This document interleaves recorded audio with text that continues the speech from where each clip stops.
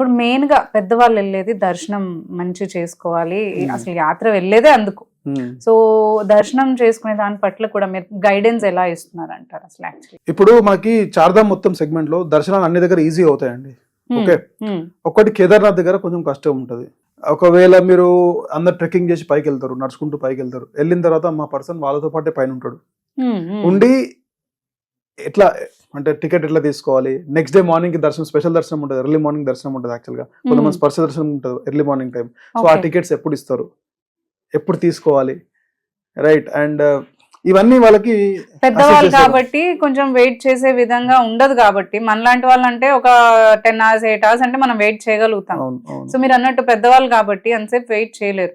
So proper గా వాళ్ళకి అప్పుడే తీసుకుని ఈ టైంలో వెళ్తే బెటర్ మీకు ఉంటుంది అనే గైడెన్స్ అనేది మీరు ఇస్తారంటున్నారు, వెయిట్ చేసేయడానికి అవకాశం లేకుండా. అంత దూరం వెళ్ళిన తర్వాత మన అనేవాళ్ళు లేకపోతే ఆ పెయిన్ ఎట్లుంటుందో నాకు తెలుసు. Correct, right? సో అక్కడ వెళ్ళిన తర్వాత అరే మన వాళ్ళే ఉన్నారు చూసుకోవడానికి అంటే ఆ ధైర్యం వేరు. వాళ్ళు హెలికాప్టర్లో వెళ్ళినా, వాళ్ళు గుర్రం పైన వెళ్ళినా, డోలీ పైన వెళ్ళినా కానీ దగ్గర నుండి తీసుకోవడానికి మన పర్సన్స్ అనే వాళ్ళు ఉంటారు. అండ్ కిందికి వచ్చే వరకు, లాస్ట్ పర్సన్ కిందికి వచ్చేంత వరకు మా పర్సన్ వాళ్ళతోనే ఉంటారు. మా టీం ఉండి వాళ్ళని కిందికి పంపిస్తారు.